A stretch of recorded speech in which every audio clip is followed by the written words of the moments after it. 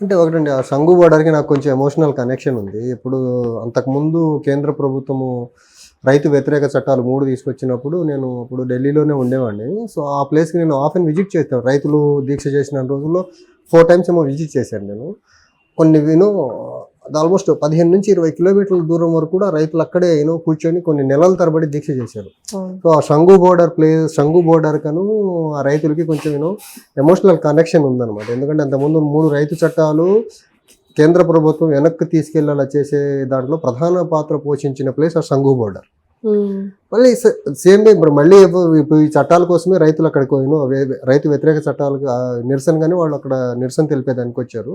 నిజంగా రైతుల మీద కాల్పులు జరపడం అనేది చాలా ఒక హేయమైన చర్య అండి. దాన్ని తీవ్రంగా ఖండించాల్సింది అందరము. రైతుల పట్ల చాలా సెన్సిటివ్గా ఉండాల్సిన ప్రభుత్వము, పోలీసులు ఇలా చేయడం అనేది చాలా బాధాకరము. సో, ఖచ్చితంగా దీన్ని తీవ్రంగా ఖండిస్తున్నామండి మేము. ఇంకోటి, ఉత్తర భారతదేశంలో రైతుల నుంచి మనం ఒకటి ఆంధ్రప్రదేశ్లో ఒక స్ఫూర్తిని కూడా పొందాలి. అప్పుడు తీసుకొచ్చిన 3 రైతు చట్టాలు వెనక్కి తీసుకెళ్లేదాకా రైతులు అక్కడి నుంచి కదల సంఘు బోర్డర్ నుంచి దగ్గరకు 5-6 నెలలు కూర్చున్నారు.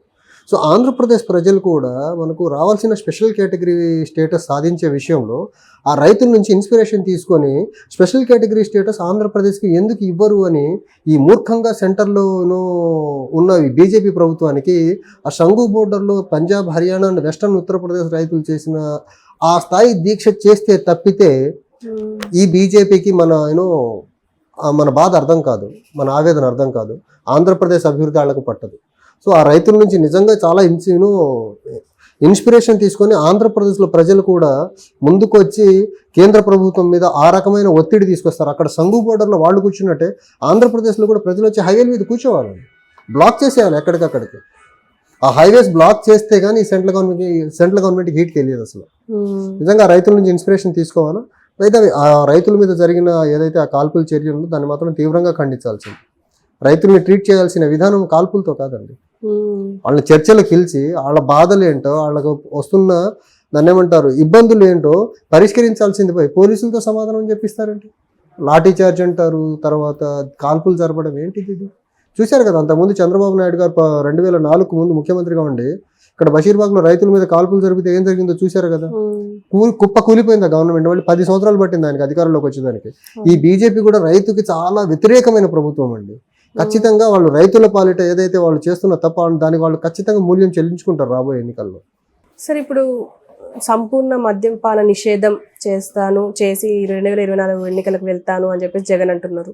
అంటే ఇంతకు ముందు కూడా అదే అన్నారు, మొత్తం మద్యం నిషేధం చేస్తామని చెప్పేసి అని మళ్ళీ వాళ్ళ బ్రాండ్స్ తీసుకొచ్చి గోల్డ్ మెడల్ ఏదో తీసుకొచ్చారు. దీన్ని మీరేమంటారు? అంటే ఒకటండి, ఇప్పుడు ఆయన అపోజిషన్లో ఉన్నప్పుడు 2019 ముందు ఎక్కడైనా సంపూర్ణ మద్యపాన నిషేధం చేస్తానని చెప్పాడు. అండ్ 2024 ఎన్నికలు వెళ్ళే నాటికి నేను సంపూర్ణ మద్యపానం చేసేసి ఒక్క వైన్ షాప్ కూడా లేకుండా ఉన్న చిన్న కొద్దిపాటి లిక్కర్ అవైలబిలిటీ కూడా ఒక 5 స్టార్ హోటల్స్కి నేను పరిమితం చేస్తాననే మాట చెప్పాడు అనమాట ఆయన చెప్పింది అది. కానీ వచ్చిన తర్వాత ఏంటి, అప్పుడు ప్రభుత్వంలోకి వచ్చిన తర్వాత ఆయన వచ్చే నాటికి ఎక్సైజ్ రెవెన్యూ ఏదైతే రాష్ట్రానికి వస్తుందో లిక్కర్ ద్వారా అది 6,200 చిల్లర కోట్లు ఉండేదండి. ఈ టిల్ డేట్ చూసుకుంటే అది దగ్గరగా 14,900 చిల్లర కోట్లు ఉంది. అంటే ఆల్మోస్ట్ క్లోజ్ టు 15,000 crores. 6,000 కోట్ల నుంచి 15,000 కోట్లు, అంటే ఒక 10,000 కోట్ల రూపాయలు, ఆల్మోస్ట్ 9,000 కోట్ల రూపాయలు ఎక్కువ ఆదాయము లిక్కర్ ద్వారానే తేగలిగాడు. అంటే సంపూర్ణ మద్యపాన నిషేధం అని చెప్పి వచ్చిన ఆయన ఆంధ్రప్రదేశ్ రాష్ట్రాన్ని ఒక నాసి రకం మద్యం తీసుకొచ్చి ఆంధ్రప్రదేశ్ రాష్ట్రాన్ని మద్యం మత్తులో ముంచేశాడండి. మద్యమే కాకుండా విచ్చలవిడి గంజాయి సాగు, గంజాయి అమ్మకాలు ఆంధ్రప్రదేశ్ రాష్ట్రం మొత్తం. అండ్ ఇవన్నీ కాకుండా ఆ వైన్ షాపులు లైసెన్సులు కానీ లేకపోతే బెల్ట్ షాపులు కానీ పల్లెటూర్లలో నడిచే బెల్ట్ షాపులు కానివ్వండి, అవన్నీ వైసీపీ నాయకులు వాళ్ళ అనుబంధాలు, వాళ్ళ కుటుంబ సభ్యులు లేకపోతే వాళ్ళ కార్యకర్తల చేతిలో ఉండిపోయినాయి. ఈ ప్రభుత్వం 2019లో అధికారంలోకి వచ్చే ముందు మద్యపాన నిషేధం చేస్తామని చెప్పి వచ్చిన ప్రభుత్వము కంప్లీట్ మద్యం ఆదాయంతోనే నడుస్తుందండి గవర్నమెంట్. ఆయన ముఖ్యమంత్రి గారే చెప్పారు, ఈ మాట స్టేట్మెంట్ అసెంబ్లీలోనే చెప్పారు ఆయన. మద్యం ద్వారా వచ్చే ఆదాయాన్ని అపోజిషన్ రాకుండా చేస్తుంది, మద్యం ద్వారా కొంచెం ఆదాయం రావడం వల్లే కదా రాష్ట్రానికి అప్పులు పుట్టేది, ఆ ఆదాయం చూపిస్తే తర్వాత ఆ ఆదాయం ద్వారానే కదా మహిళలకు కొన్ని వెల్ఫేర్ చేసి కొన్ని స్కీమ్స్ ద్వారా డబ్బులు పంచగలిగేది. అంటే ఈ మహిళలు కూడా ఆలోచించాలి. ఇక్కడ జగన్ ఏదో డబ్బులు ఇస్తున్నాడు వైసీపీ ప్రభుత్వం, ఎక్కడి నుంచి ఇస్తున్నారు? మీ కుటుంబాల్లో మగోళ్ళు తాగే వైన్ నుంచి వచ్చిన ట్యాక్సెస్ మీకు ఇస్తున్నారు. మళ్ళీ మీకు ఇచ్చిన డబ్బులు మీ ఇంట్లో మగవాళ్ళ దగ్గర నుంచి మద్యం యొక్క ట్యాక్స్ రూపంలో మళ్ళీ తీసుకుంటున్నారు. ఇది ఒక చైన్ రియాక్షన్ అయిపోయింది వైసీపీ గవర్నమెంట్కి. పేదోళ్ళకి డబ్బులు ఇవ్వడము, ఆ డబ్బునే మళ్ళీ విద్యుత్ ఛార్జీల రూపంలోనూ, చెత్త పన్ను రూపంలోనూ, లేకపోతే ఇప్పుడు మద్యం రూపంలోనూ, ఈ రకంగా పొద్దున్నే ఇచ్చి సాయంత్రానికి మళ్ళీ రిటర్న్ తీసుకుంటుంది గవర్నమెంట్. సో ఈ రకంగా వైసీపీ గవర్నమెంట్ అనేది ప్రధానంగా అభివృద్ధి లేకుండా మద్యం ఆదాయంతో నడుస్తున్న గవర్నమెంట్, అప్పులతో నడుస్తున్న గవర్నమెంట్. నేను ఈరోజు పేపర్లో చూసా, ఈ సంవత్సరంలో వాళ్ళు దగ్గరగా చేసిన అప్పు 9,000 కోట్లు. అసలు సంపద సృష్టి అనేది మర్చిపోయి అప్పులు మద్యం వ్యాపారం చేస్తే కాలం వెళ్ళబుస్తున్న ప్రభుత్వం ఇది. సో ప్రజలు కొంచెం అప్రమత్తంగా ఆలోచించి ఈ ప్రభుత్వాన్ని చాలా తొందరగా ఇంటికి పంపించాలండి.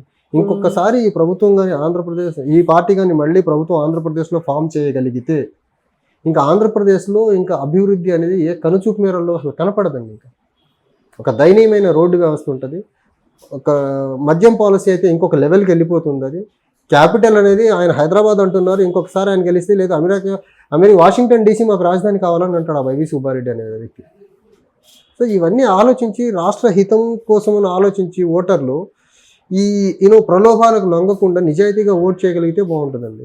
ఇప్పుడు వైవి సుబ్బారెడ్డి గురించి మాట్లాడుకుంటే టీడీపీని ప్రతి సభ నుంచి, అంటే రాజ్యసభ నుంచి మెల్లిమెల్లిగా తొలగిస్తాం, ఇంకా దాని నామరూపం లేకుండా చేస్తామని చెప్పేసి ఒక కామెంట్ చేశారు. ఏదో కర్మగాలి ఒక్క ఛాన్స్ అని జనాలు నమ్మి కొన్ని ఓట్లు ఇవ్వడం వల్ల ఆ ఎమ్మెల్యేలు రాజ్యసభ ఎంపీలు ఎన్నుకుంటారు. కర్మగాలి ఒక్క ఛాన్స్ 10 సంవత్సరాలుగా రోడ్ల మీద తిరుగుతున్నాడు. తండ్రి చనిపోయిన తర్వాత అప్పటి ఉన్న గవర్నమెంట్ ఇబ్బంది పెట్టింది అనే రకరకాల సాకులు చూపి ఒక సింపతితో వచ్చిన గవర్నమెంట్ అది. ఆ సింపతితో 151 సీట్లు రావడం వల్ల మేబీ వాళ్ళ రాజ్యసభకి ఎంపీలకు కావాల్సిన నంబర్ వాళ్ళ దగ్గర ఉండటం వల్ల జరిగి ఉండొచ్చు. అంత మాత్రాన మళ్ళీ అదే మ్యాండేట్ వచ్చి అన్ని సభల్లో లేకుండా చేస్తామంటే అది రాజ్యాంగ పరంగా అది అంత కరెక్ట్ అయిన స్టేట్మెంట్ అయితే కాదు. రాజ్యాంగంలో డిసైడ్ చేయాల్సింది ఏ సభలో ఎవరు ఉండాలి ఎవరు ఉండకూడదని డిసైడ్ చేయాల్సింది ప్రజలు డిసైడ్ చేస్తారు 2024లో. ఆయన ఒక్క ఓటుతో ఆంధ్రప్రదేశ్ రాజకీయాలు మొత్తం మారిపోవు కదండి. అది ఆయన పెత్తందారితనానికి, ఆయన అహంకారానికి నిదర్శనం తప్ప ప్రజాస్వామ్యంలో ప్రజలు అల్టిమేట్గా ఏ సభలో ఎవరు ఎంతమంది ఉండాలని డిసైడ్ చేయాల్సింది వైవి సుబ్బారెడ్డి గారు కాదు కదా. మొన్న అంటున్నాడు ఆయన ఎంత ఇర్రెస్పాన్సిబుల్ స్టేట్మెంట్ అంటే, వాళ్ళ పార్టీ 2019కి ముందు అమరావతి రాజధాని, 19 నుంచి 24 మొన్నటి వరకు 3 రాజధానులు అని చెప్పి, ఇప్పుడు అమరావతి నుంచి యూటర్న్ తీసుకొని 3 రాజధానులు అన్నారు, 3 రాజధానుల నుంచి యూటర్న్ తీసుకొని ఇప్పుడు హైదరాబాద్ రాజధాని అంటున్నారు వాళ్ళు. సో అంత ఇర్రెస్పాన్సిబుల్ లీడర్ ఆయనే మాటలు ఎలా సీరియస్గా తీసుకుంటామండి మనం అసలు. ఓకే సార్, థ్యాంక్ యూ అండి.